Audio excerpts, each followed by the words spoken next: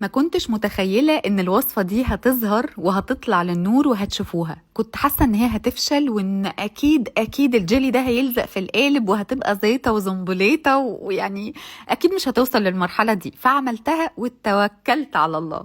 المهم طلعت خطيرة زي ما انتوا شايفين كده وعجبتني قوي، وقررت ان انا اقول لكم عملتها ازاي. اول حاجه دي مقادير الكيك بتاعتي، بضربها في الخلاط. 4 بيضات عليهم السكر، وخدوا بالكم ان انا منقصه هنا تقريبا شايله نص كوبايه سكر، يعني حاطه نص كوبايه سكر بس.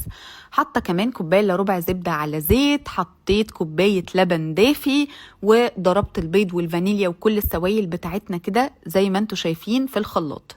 بعد كده نزلتها على 2 كوباية من الدقيق ومعلقه كبيره من البيكنج باودر، وزي ما احنا شايفين القوام اهو، يعني ممكن يبقى تقيل شويه. هي اهم حاجه ما تزودوش السكر. بعد كده بقى كان عندي القوالب الجديده بتاعت نيو كلاين، كنت مبسوطه بيها قوي وقعدت افكر اعمل انهي قالب بقى. في واحد كده فيه 4 قوالب صغنطتين، عجبني جدا وشكله كان حلو قوي، وقلت اكيد لو عملت فيه كيكه الجيلي دي هتطلع خطيره وشكلها كيوت وبتاع. بس قعدت افكر شويه وقلت لا، بلاش الريسك يبقى عالي قوي كده، وخلينا نروح للقالب التاني. القوالب دي من الجرانيت تيتانيوم وما بتلزقش، نون ستيك، حلوه جدا واديني جربتها لكم اهو على ضمانتي. المهم ان انا قلت ايه، لا برضو بطاني، هو ممكن نستخدمه عادي من غير ما نبطنه. انا بطنت برضو، خلتني كده في الاحتياط، وحطيت الكيك فيه وسويتها على درجة حرارة 180. دخلت الفرن، قعدت حوالي 35 دقيقة وطلعت زي ما انتوا شايفين كده، اصلا عايز تتاكل لوحدها. يا كيكة شاي طبيعية عادية جدا. وممكن على فكرة تختصروا الكلام ده كله وتجيبوا الكيك الجاهز ده، تحطوا بس عليه الزيت والبيض والكلام ده.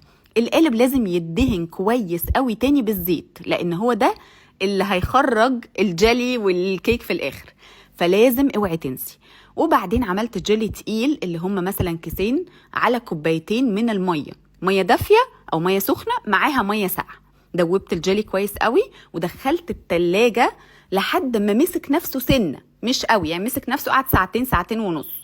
وبعد ما اطمنت ان هو بقى طري كده شوية بس يعني ماسك نفسه، حطيت الكيك وجهزت الطبقة التانية بتاعت الجيلي. دول كانوا 3 اكياس، 3 اكياس من الجيلي، يعني خدوا تقريبا 3 كوبايات من المية. وبرضو الاول بحط 1.5 كوباية من المية السخنة وبدوب الجيلي، وبعدين بحط له 1.5 كوباية من المية الساقعة، وهكذا بقى. فضلت اسقي في الكيك وغطيها على قد ما اقدر. لازم تغطي الكيك، خدي بالك الكيك بتشرب كتير جدا من الجيلي، عشان كده بقول لكم انه كان لازم السكر يبقى قليل.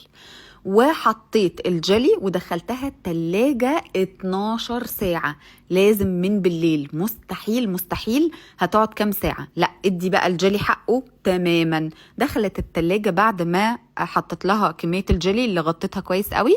وعشان تطلع من القالب لازم تحطوا القالب في مية سخنة لمدة 5 ثواني او 6 ثواني بالكتير بس. وزي ما انتوا شايفين كده اتقلبت بسهولة. خدوا بالكم ان انتوا لو يعني تستخدموا اي قالب لازم تدهنوه زيت.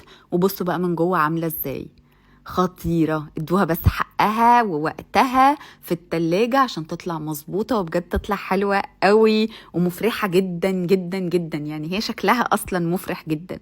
فاكيد تقدروا طبعا تستخدموا اي نوع فاكهه غير البلو بيريز اللي انا استخدمتها. يا ريت يبقى فيه فراوله او موز، براحتكم بقى، عيشوا حياتكم في اختيار الفاكهه المناسبه، وبالهنا والشفا.